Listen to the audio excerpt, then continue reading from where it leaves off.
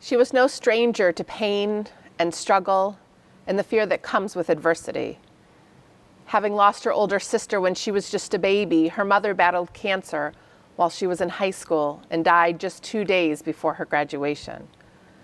She found herself demoted at work when newly married and pregnant. As one of the only women in her graduate school program, she was asked why she should be taking the place of a man. As a new mother and law school student, her husband was diagnosed with cancer. She attended classes and took notes for the both of them and typed up his dictated papers, all while caring for him and the baby and remaining top in her class. Despite graduating first in her class, she struggled to find work as a new lawyer, and when she did, was compensated far less than her colleagues because she had a husband with a good-paying job. Time and time again, Ruth Bader Ginsburg struggled and got up and overcame and achieved and spent her life in the fight for others to do the same. She was an icon, a trailblazer, a warrior. Majority opinion proclaimed her fearless. Personally, I dissent. A large part of my admiration for this giant of our time comes from my belief that Justice Ginsburg was well acquainted with fear, the fear that is palpable as we walk through the valley of the shadows of death, the fear that comes when our own health and well-being is threatened, the fear that we will not be seen or valued or compensated as we should be. The indomitable RBG was impressive, not because she was fearless. She was impressive because she was afraid and never let it stop her. I wonder what it felt like to endure the struggles she did. In the still, quiet moments of her life, how did she manage the fear? It is quite possible that the fear may have fueled her. It is that kind of fear that former editor-in-chief of Gourmet magazine, Ruth Reichel, writes about in her memoir, Save Me the Plums. Reichel journeys from her job as a food critic for the New York Times to being offered, and initially declining, the offer to run America's oldest Epicurean magazine. She writes about when she had finally accepted the job and felt totally out of her league. She was conflicted about her unwillingness to run the magazine in the old, familiar, safe corporate structure, and the nightmare she experienced when the magazine was creating edgy pieces that introduced food ethics and ventured beyond its familiar and conventional boundaries. Reichel writes, "I learned an important lesson. When something frightens me, it is definitely worth doing." Imagine for a minute if it is indeed our fears and the discomfort and pain that accompanies feeling afraid that is meant to be a vector pointing towards greater substance of our lives, instructing us on that which is worth doing. Consider the idea that we can utilize the darkness and the unrest in our souls to help us hone that which we should be doing and head into the fear instead of running away from it. Most of us are conditioned to seek happy, comfortable, peaceful lives of calm. We Facebook and Instagram the moments of playfulness and celebration, of vacations and successes, all while carrying the heaviness and darkness of fear. Yes, every one of us has these feelings. I do, you do, and all those that we admire do too. But we cover and conceal them from one another, pretending not to feel afraid, convinced we must be doing something wrong if we feel afraid and so terribly uncomfortable in that fear. While I'm unsure of many things, I know for certain that feeling afraid is not a weakness, nor an indicator that we have done something wrong.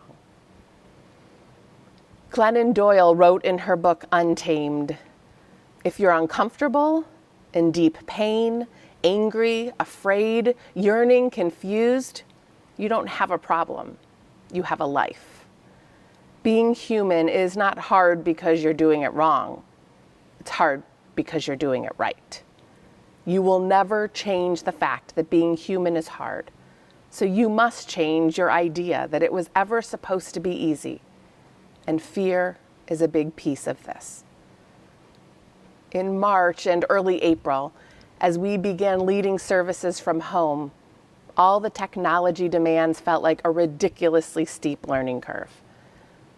As a clergy team, we took turns leading the liturgy and teaching classes from home, something we had never done before, but also in running the tech side of those offerings for one another.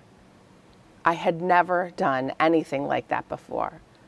Without the right push of a button, someone could not be heard or seen, or the wrong prayer was on the screen, or the whole service would fail to post onto Facebook. I was learning a totally new system, and the stakes of getting it right felt very high. The pressure I felt created a deep fear that manifests in nightmares and was literally making me sick to my stomach. I was petrified that I was going to make a mistake and that everyone would see my errors. It would be on display that I was failing, and I feared I'd be letting my team down. It was an awful feeling and an important indicator that I had some real growth and learning to do in a way that I never would have chosen for myself. My fear and discomfort clarified that for the foreseeable future, if I was going to be able to continue to do my work in a meaningful way, I had to acquire some new skills and do so quickly. Glennon Doyle asserts that every great spiritual teacher tells us the same story about humanity and pain. Don't avoid it. You need it to evolve, to become, and you are here to become. Like Buddha, who had to leave all his life of comfort and experience all kinds of human suffering before finding enlightenment. Like Moses, who wandered 40 years in the desert before seeing the promised land. Like Wesley, from The Princess Bride, who said, "Life is pain, Highness. Anyone who says differently is selling something." First the pain, then the waiting, then the rising. All of our suffering comes when we try to get to our redemption without allowing ourselves to be broken down first. Feeling the fear and then going towards it is often the first most important step in growth. Whether we like it or not, fear is often the fuel of our change, our transformation, our wholeness, the work of teshuvah, our return, a coming together of who we are and what we do and say is generated not by comfort and ease, but rather through ache and struggle and fear and pain. Feeling afraid is never welcome, and it is often the most compelling piece of our growth and the transformation, especially when it pushes us to do the very thing that we are afraid of. If this day is to be full of meaning and doing the work of bringing us to atonement, to become the truest and most whole versions of ourselves, it will mean figuring out what we are afraid of, and through that deciphering what is worth doing. Torah teaches that fear precedes greatness and accomplishment. After consuming the fruit of the tree of knowledge and realizing they were naked, Adam and Eve were afraid. And then they emerged into the real world where they began creating humanity. After God appeared to Moses from the burning bush, Moses feared being a leader because he was slow of speech, and then emerged into his destiny and greatness as a leader.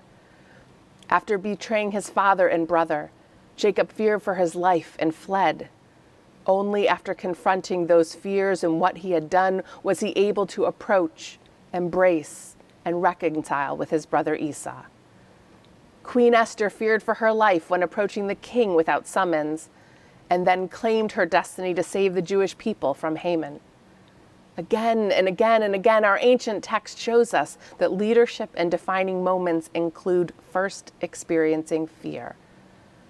Ultimately, our humanity, redemption, and success goes hand in hand with our fear. We cannot be courageous and do great things if at first we are not afraid. So many of us arrive at this Yom Kippur tired and broken, uncertain, and if we are honest, afraid. If we ask ourselves no other question today, then we must ask, what is it that we are afraid of? And how can that fear inform us of that which is worth doing in this new year? We must not let our fears block us from taking the steps that lead to the greatness and blessings that wait for us. but rather help to elucidate that which is worth doing. Our fear of sickness and disease can remind us that it is worth caring for our bodies, minds, and spirits in a more active and dedicated way.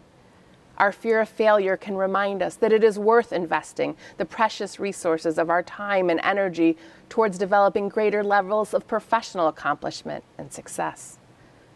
Our fear of heartbreak can remind us that it is absolutely worth taking the chance of falling in love and investing more of ourselves in our personal relationships to find greater love and deeper connection with others. On this Day of Atonement, this day of judgment, we are called to take an accounting of places we missed the mark, to repent and go forward, committed to doing better, to being better. This in and of itself is fearful work, but what awaits is also the richness of possibility beyond our wildest imagination. There once was a man who committed a crime. He was sent to the king for his punishment, and the king told him he had a choice of two punishments. He could be hung by a rope, or take what was behind the big, dark, scary, mysterious iron door. The man quickly decided on the rope. As the noose was being slipped around him, he turned to the king and asked, by the way, out of curiosity, what's behind that door? The king laughed and said, it's funny. I offer everyone the same choice, and nearly everyone picks the rope. So, said the man, tell me what's behind the door. Obviously, I won't tell anyone, he said, pointing to the noose around his neck. The king paused and then answered, freedom. But it seems most people are so afraid of the unknown that they immediately take the rope.